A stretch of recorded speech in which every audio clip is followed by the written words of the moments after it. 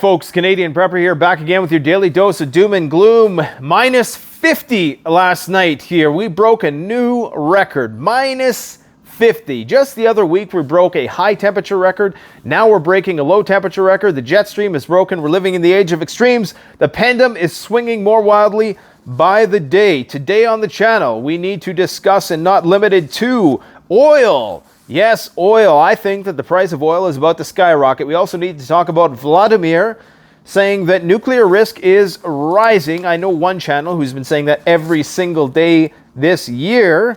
And indeed, that is now corroborated by the man himself.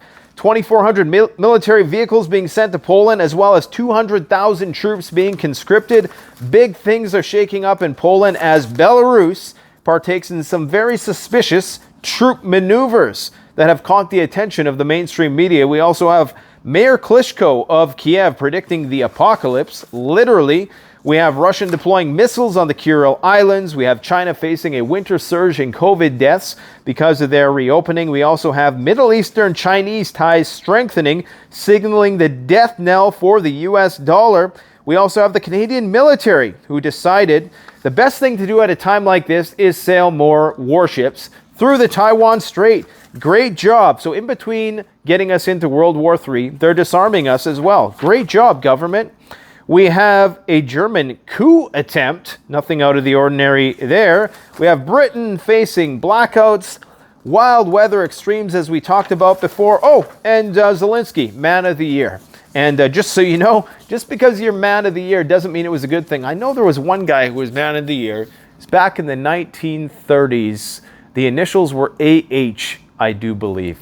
15 years after Vladimir Putin was man of the year. So it's not necessarily that you are the most respected and revered person of the year. It's just that you're the most talked about. Anyways, let's talk about what's going on in the news. Before I do that, I always try to show you guys something new on the channel. And we just got in some Backroad Map books. Now, why do you want a topographical map of your region? Well, if the shizzy actually hits the fizzy and you have to bug out the maps that you rely on, depending on the scale, like those usual run-of-the-mill non-topographical maps, you can't rely on those for understanding all of the nuance of the space that you're in. So I would strongly recommend getting a Backroads map book of your region, a hard copy, because GPS can fail. If you do want a good GPS app, I would recommend Backcountry Navigator. It allows you to pre-store maps, and it's mostly free. I believe the app itself costs a bit of money, but it's obviously going to cost a bit of money.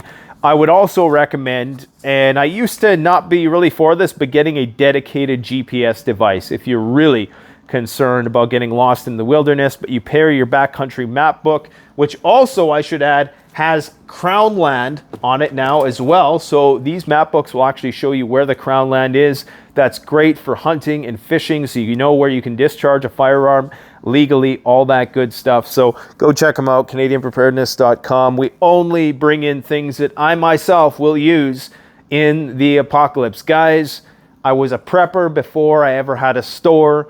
The store just emerged, and I just started finding things that I myself would use and that I would rely on in the wilderness. And in this, my store is just a collection of all those things. So if you want a store that was birthed from the grassroots, go support CanadianPreparedness.com and support yourself at the same time, because you're going to be getting yourself some very high quality gear. Or don't, because we have a lot of good videos on budget prepping, dollar store prepping. Okay, we try to give you guys the inside scoop on any sort of method that you can use in order to prep on a budget. There's a lot of ways you can do this. You don't need to spend a lot of money, but when you're the prepper who has everything, you always want to have that little bit of an edge, and that's where having premium products comes into play. Now, let's talk about the Putin nuclear thing, because that's all over the news today. 4 minutes and 30 seconds in, I haven't even talked about that yet. This is probably going to be a longer video,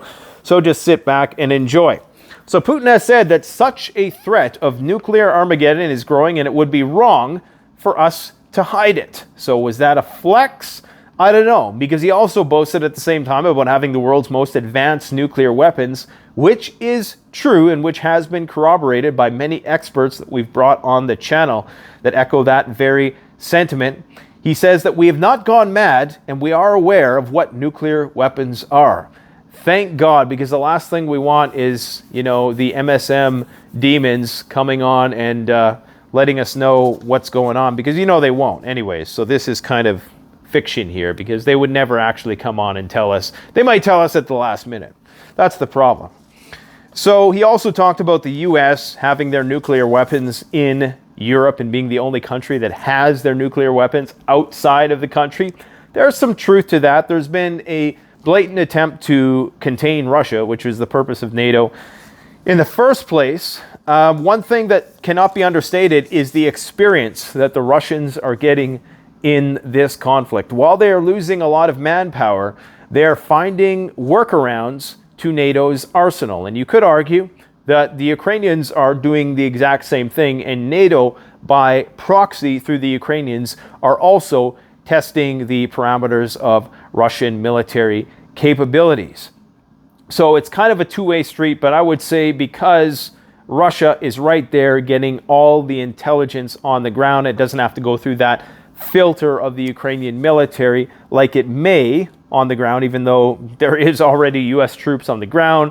They're targeting Russia's nuclear triad. I mean, guys, this is getting wildly out of control. I mean, if you would have told me earlier in the year that we're going to attack the Crimean Bridge, we're going to blow up Nord Stream, we're going to put troops on the ground, we're going to mobilize the 101st Airborne, put them right on the border, we are going to attack, or we're going to, deny that we helped the Ukrainians at all attack these nuclear air bases. And all of these things, if you would have told me all that, I would have been like, so, person from the future, how are you still here? Because I would not have believed that would have not escalated to the level of using at least a tactical nuclear weapon just as a flex, or just as to try to escalate to de-escalate. The Moscow Times has also reported that at least 6 strategic bombers were moved from the base in Engels to an unknown destination. Now, the reason why this is concerning is because this is one of the telltale signs of escalation, is that you would be moving your nuclear-capable bombers, or there would be some level of activity which was abnormal. This is what the United States looks for. The bombers are like the telltale sign that things are escalating. Now, hopefully, in the context of what's happened here, the United States is not allowing this to put them on more of a hair trigger than they already are in light of all this stuff. But it's just one more of these things that shows that things are escalating. But it also shows that maybe, for some reason, Russian missile defense missed these Ukrainian drones. It is known that the Russians have the best integrated missile defense systems in the world. So how was it that these drones were able to target these rickety old Tin Man drones? How were they able to bypass? Like I said the other day, it had to be a case of the most obvious is the least obvious, and they just took their security for granted. They thought to themselves they would never do this. Sure enough, they did that. Now, Putin has said that there's no sense in conducting additional mobilization for now, that the special military operation in Ukraine could be a very long process. Most of the Russia bros are going to run away with that, and they're going to say, well, see, there's not going to be any more mobilization, because they take everything Putin says literally, which is, something you absolutely should not be doing at this point, because pretty much everything he has said, the opposite comes true in a month or so. So you got to read between the lines of what he's saying here. He's saying that we will not conduct additional mobilization for now, even though there are rumors that mobilization is still ongoing. There's been rumors that it's up to 1 million, up to 5 million in some of the upper limit estimates. So mobilization for now, but he's also saying that this could be a very long process. I can tell you right now, evidence in the Vietnam War, when you had 3 million US troops, deployed, and only 300,000 were ever deployed at a time. This is a high-intensity conflict. It's very likely that the casualties have already exceeded what the Americans endured in the Vietnam War, if not approaching that. We're talking about 50,000 combat deaths, 300,000 casualties, 450,000 casualties in the Vietnam War on the American side, if you count the ones that the guys weren't hospitalized for but put them out of service. So that's very substantial, and that means that you need a lot more than just 300,000 guys, unless Ukraine is fudging the numbers and the Russians really have only lost 20,000 guys or something like that. But anyways, that's what's going on with Vladimir. Russia has sent 150,000 troops to the Donbass, new troops, okay, with 200 state-of-the-art T-90M tanks, as well as hundreds of upgraded T-72B3M and T-72B4. All this while Congress has now approved record defense spending. Congress on Tuesday night unveiled the 2023 National Defense Authorization Act, the NDAA, worth $858 billion. This is an 8% increase in spending. If it gets passed, it still has to go through the House and Senate. So I did misspeak there. It hasn't been fully approved yet. It likely will be, because as far as I know, I think Herschel Walker was defeated. So that puts the Senate at a tie with two independents who I believe tend to side with the Democrats. So you know that this is likely going to pass. Poland. What the hell is going on in Poland? You know, there's another channel. There's a girl, if I remember her name, I'll post it in the description, but she's from Poland, and she was talking about this just a few days ago, how she's getting ready to leave Poland. She's in the Russia camp on Team Russia, but I always listen to everybody, guys, because in the fog of war, if you're just listening to the pro-Ukrainian side, you're only getting half the story. You absolutely have to listen to both sides, because if it's not abundantly clear already, our government and the media is full of shit. Okay, I'm just going to brutally say that outright. I cannot sugarcoat it anymore. It's just a fact of life that we all need to acknowledge and accept. So anyway, she was saying that 200,000 troops were going to be drafted by Poland. I couldn't find any information about this online. Sure enough, yesterday it was confirmed by a mainstream media news source that yes, in fact, 200,000 troops are being conscripted. While you have hundreds of tanks, Poland is buying, they wanted to buy 500 HIMARS systems, not missiles, HIMARS systems, okay? They sent 20 of these, supposedly, to Ukraine. Now, the issue might be, is that it's not so much the quantity of HIMARS you have, it's really how many missiles do you have, how much ammo do you have for the system. You can have 10,000 Kalashnikovs, but if you don't have any ammo for them, it really doesn't matter. So, you know, is the 500 thing, I mean, because then you got to have 500 guys, teams that can operate these things, and then, of course, you need to be able to coordinate all of this. So maybe 20 is kind of like a Goldilocks zone. You have Ukraine, who has the biggest army, or had the biggest army, biggest active army in Europe, the one with the most funding and the most experience now, only operating 20 HIMARS systems at any given time. And the Russians are having difficulty targeting these. But this is just the thing, though, right? Once the Russians figure out a way around HIMARS, then the playing field is going to change a lot. And they are working on it. And this is what the Russians tend to do in war, is that they lose right up in the last moment. And then, well, we all know what happened with Operation Barbarossa. So, Poland is also going to be accepting Germany's offer for Patriot missiles. So they're going to be parking the Patriot missiles on Polish territory. Does this not start to look very suspicious? We were talking weeks ago about Poland potentially annexing part of Western Ukraine, and maybe this is okay with the Russians. But how are the Ukrainian nationalists going to react to this? I'm guessing not very kindly, okay?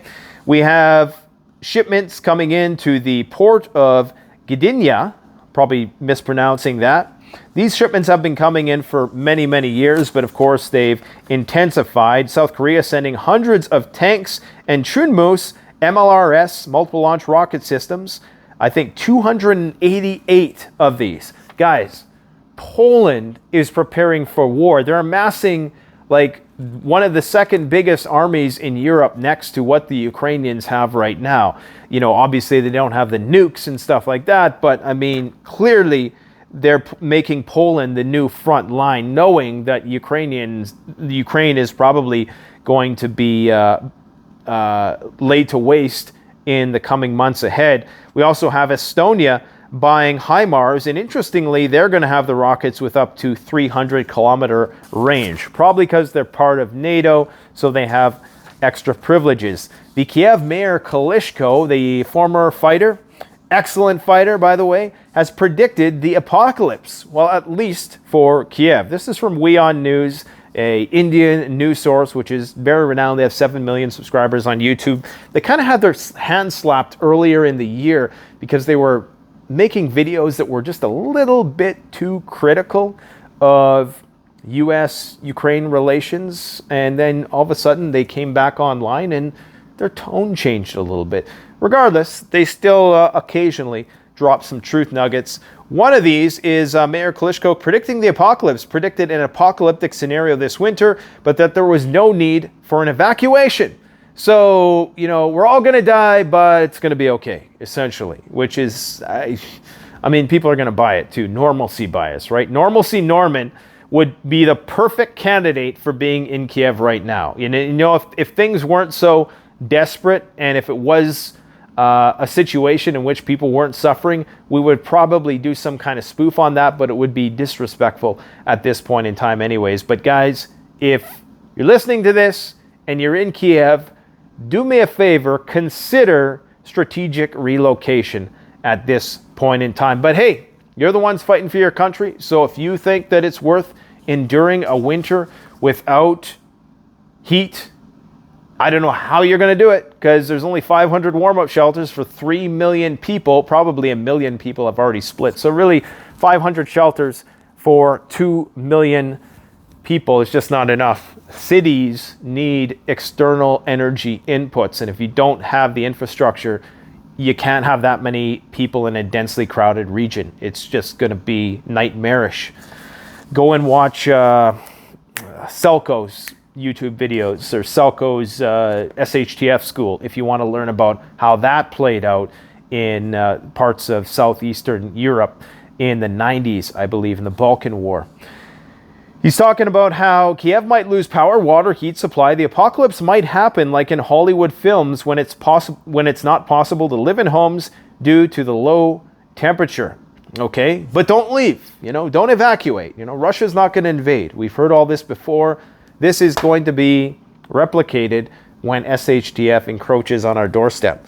Water freezing can burst pipes, and this is why they have to drain water from all of the buildings. Now, I thought it got a lot colder in Ukraine, but apparently only goes down to like minus 15, maybe worst case minus 25. So it's not like Canadian winter cold or even Moscowian winter cold. Is that how you say it? Moscowian?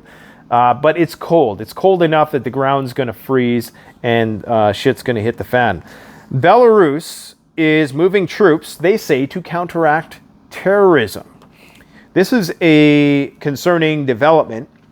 Now, what the very trustworthy Victoria Nuland sponsored Institute for the Study of War is saying about these troop deployments, which just started in the past few hours, they're saying, well, this is probably a fixing tactic in order to force the Ukrainians to keep some of their forces near and around the northern regions in Kyiv so that those forces can't be, you know, rerouted to go and engage the Russians in the Donbass or wherever they might be needed.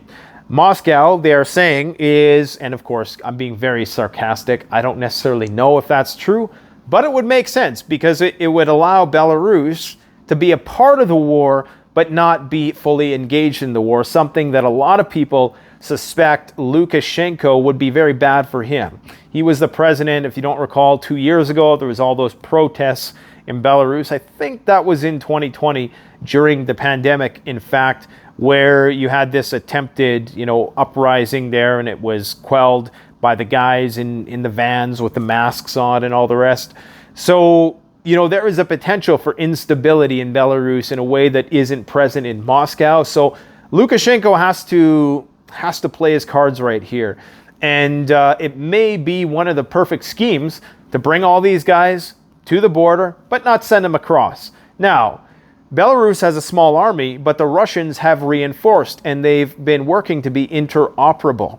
So while many of the critics will say, well, the Belarusian army is not that substantial, they're not going to be able to do anything, possibly, but the Russians are there right with them, and they have all the weapons that Russia has, right? I think they even signed an agreement earlier in the year that Belarus would have the means to deploy nuclear missiles, not necessarily possess nuclear missiles, and any country that has the delivery system for a nuclear system and who is associated or who is allied with a nuclear superpower is effectively a nuclear power. Just like how Australia, if they want these F-35s, any country that has F-35s is effectively a nuclear superpower by proxy, okay? Apparently Shoigu, the Russian foreign defense minister, flew to Minsk and signed amendments to the two countries' security cooperations just before this recent military maneuver, just a couple days ago. We have troops that are going to be moving over the next couple days. They don't know necessarily exactly what that's going to look like, but Lukashenko has said that we're moving troops. And apparently Belarus just passed a legislation that would see the death penalty for high treason. So maybe they are going to attack, and they are concerned about, potential unrest. So they want to put that out there right away, that if you go against us, you will be killed. I think that's sending a message. You have Russia deploying missiles on the Kuril Islands. I believe that this is probably a bit of a show of force with China. Now, the Kuril Islands, they're kind of insignificant in and of themselves. You could say they're probably a little bit strategic because they press the borders of Russia out into the ocean and infringe heavily on Japanese space. It's really right next door to Japan, and perhaps this is a show of allegiance with China. They're going to be employing some coastal missile defense systems there with a 500-mile range. These are defensive systems, but as with most Russian defensive systems, they can also be used as surface-to-surface missiles, which is why maybe Japan's a little bit concerned. But with all the stuff shaken up with North Korea, South Korea, Taiwan, China, United States, Justin Trudeau sending warships through the Taiwan Strait. Guys, everything is shaping up and lining up for World War III. My whole error throughout this whole thing is I just communicate the urgency of it, because if it actually happens, every single video I've made will not have been alarmist enough. And so to do the topic justice, the gravity of the situation, you have, like I said, all of those things. If you would have told me all those things happen, Crimea, strategic bombers being destroyed, all these things, I would have thought we'd be goners a long time ago. So, I mean, thankfully, there's cooler heads have prevailed so far, but we don't even know the conversations that have been had on the back channels. Okay, we don't know the reasons why the Russian media kept that news from their population for 12 hours. What was going on? What sort of conversations were being had between Moscow and Washington during that time? For all we know, we were on the brink, and we're living in a day and age where they're just simply not gonna tell us. I personally think that whole emergency broadcast system thing is only going to be issued when it's instrumental towards continuity of government. But, don't take my word for that. I don't want to mislead people, because it may well be the case that our government is simply just that incompetent, and that they will come on the TV and let us know,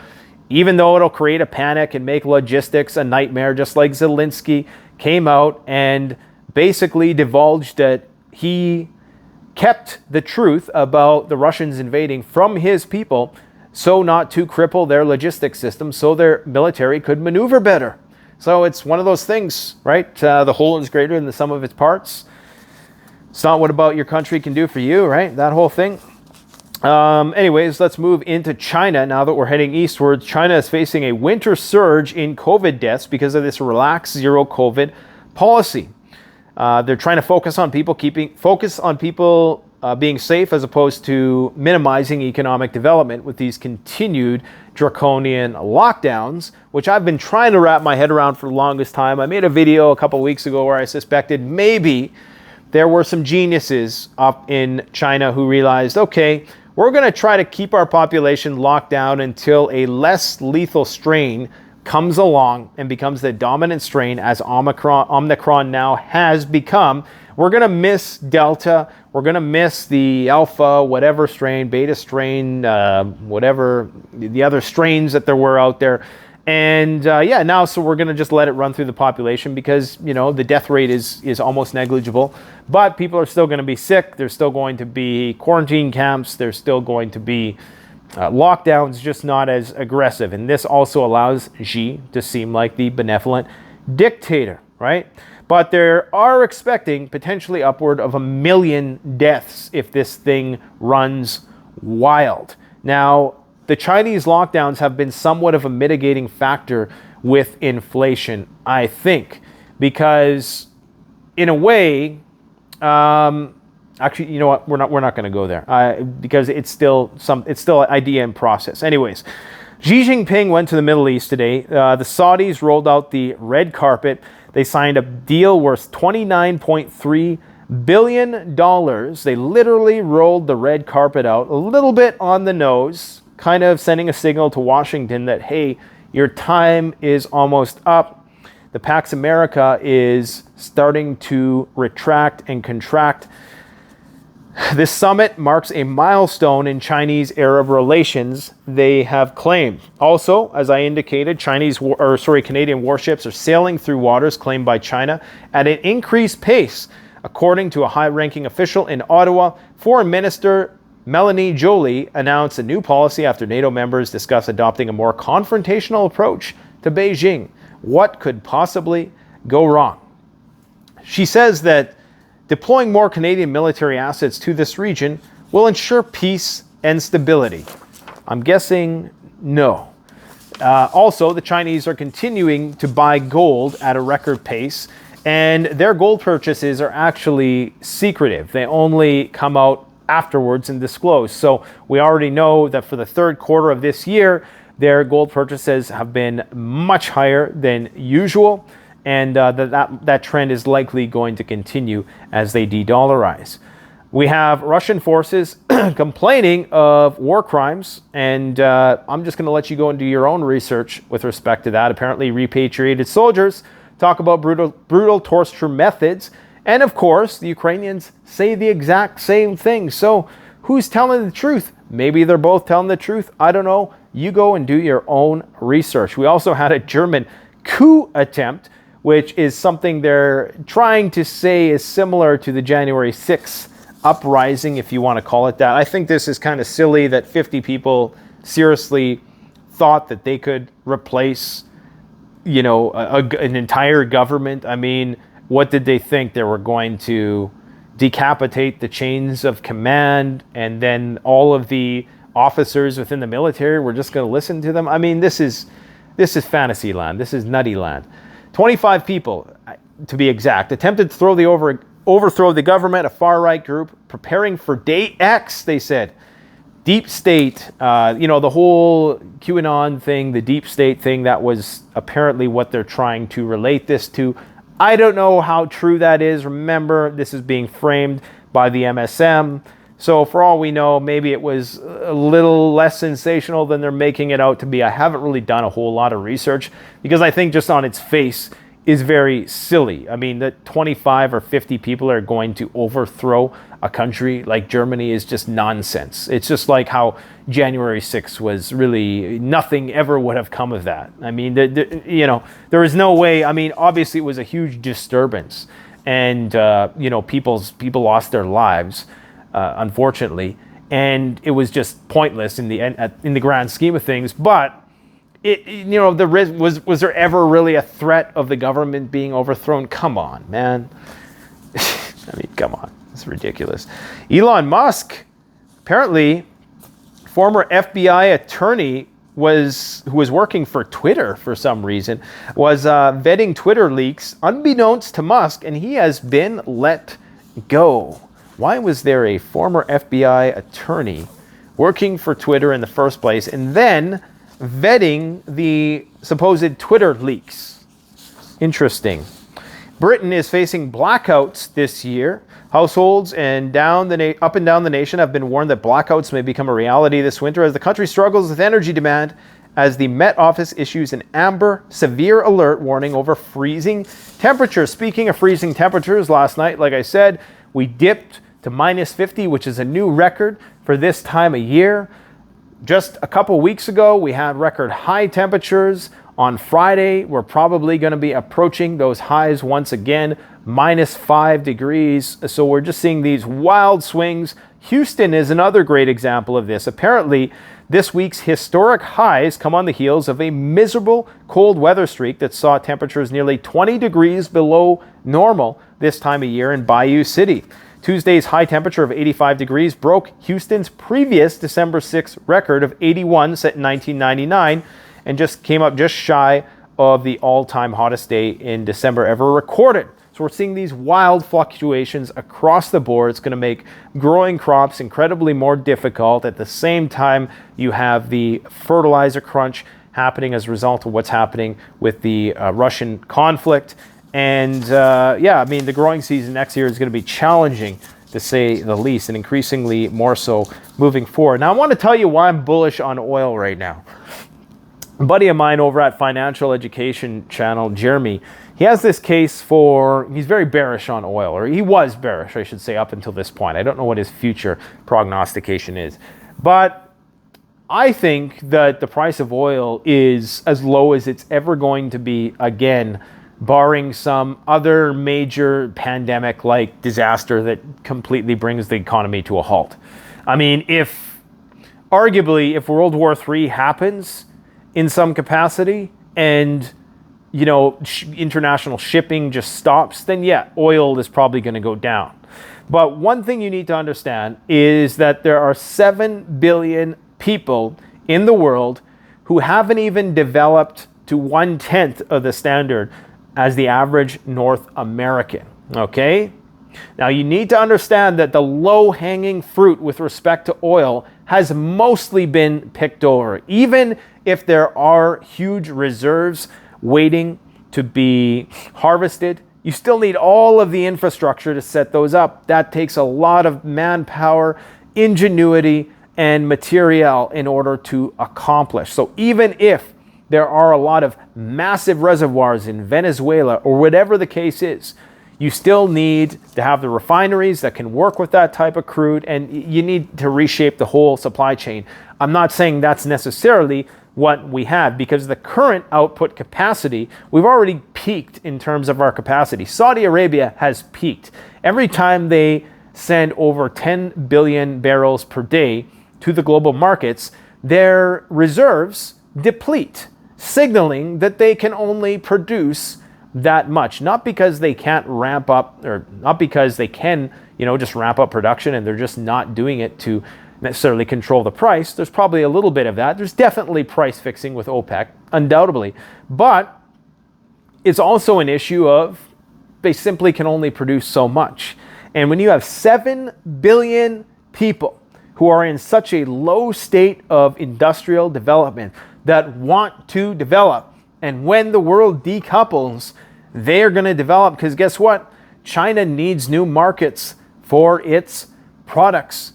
And China now, as it becomes a more middle-class society, they're going to have to offload all that industry, that manufacturing, to some other country. Okay, some other country is going to take their turn. Maybe it's going to be India. Maybe it's going to be some country in Africa like Nigeria. Who knows? But some country is going to be the manufacturing hub of the future. And when that happens, you're going to see the demand for energy increase. Russia has all the nuclear fuel, 70% of the nuclear fuel. France is going to be in blackouts as well this year because they probably, their nuclear reactors are on the fritz. Maybe they were planning on supplementing that with natural gas. Now, of course, they have to rely on liquid natural gas. All of those connections have literally been severed between Russia and Europe. So the price of energy is only going to skyrocket. So Jeremy, this is my bull case for oil. You also have tensions between Iran and Israel. Iran is a huge exporter of oil, and they also control the Strait of Hormuz, where a lot of the world's oil, I think something like 25%, flows through. So that is absolutely massive. You also have Brent crude is projected to reach $110 per barrel in 2023 by the Bank of America. Now, one thing to keep in mind about the dollars is that the dollars that we measure oil in, just like the dollars we measure gold in, have been increasing in value. So if the price of the dollar that you're measuring oil in has increased 15% year over year, and I think maybe even a little bit more than that year over year, then you would expect that the oil price would come down that amount. Now, maybe the price of oil right now is currently pricing in a recession. Maybe the price of oil hasn't realized yet, or maybe it's not that confident that this new opening up of China is going to last. And that's why the price of oil hasn't peaked, because you would think with China opening up, and that really is the main factor here, China opening up, 1.5 billion people hitting the roads and burning that gasoline. Well, if that doesn't happen because some new variant emerges and it just, decimates the Chinese population or something like that, then of course that's going to create that they're going to have to do more lockdowns. And the population, now scared out of their wits, conditioned to be, at the slightest sneeze, are probably going to just go back to being complacent. If they start to see, people actually starting to die again. So, and of course, you also have more sanctions coming on Russian oil and the oil price cap. So I think oil, personally, I'm not giving financial advice. I just think that the price of oil is undervalued at this point in time, especially long game. 7 billion people, even if they just increase their development by 20%, you know how much more oil, the more stress that's going to put on global oil output. It's going to put a lot of stress on the system, okay? Because they're just going to be using more energy. One American uses, and when I say American, I mean really Westerner, maybe less so Europeans, but definitely Canadians, Americans use the same. Probably Canadians even use more energy, especially in winter. But one North American uses the energy of 100 sub-Saharan Africans, and I believe like 40 Indians. So, that's a lot of energy. So even if we cut our energy expenditure drastically and their standard of living just doubled, which they would still be in poverty, right? So in order to get out of poverty, they need to exceed a certain threshold of energy consumption.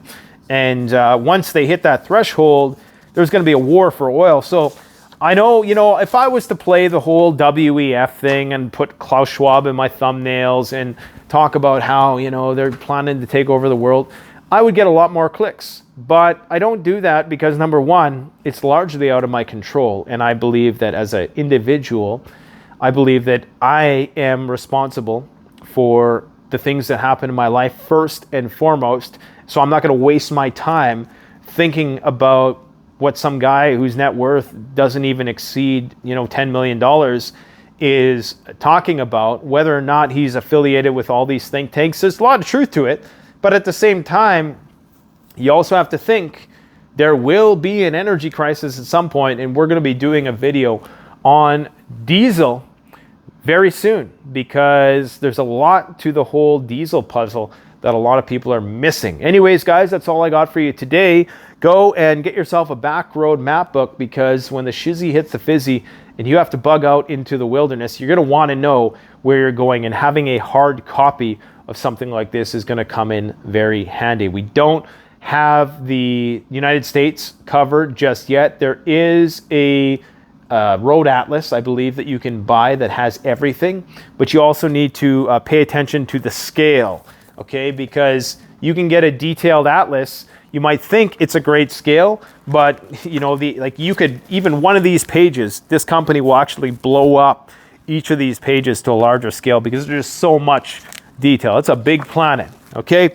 Anyways, go check those out. Thanks for watching. Don't forget to like, comment, subscribe. Canadian Prepper out.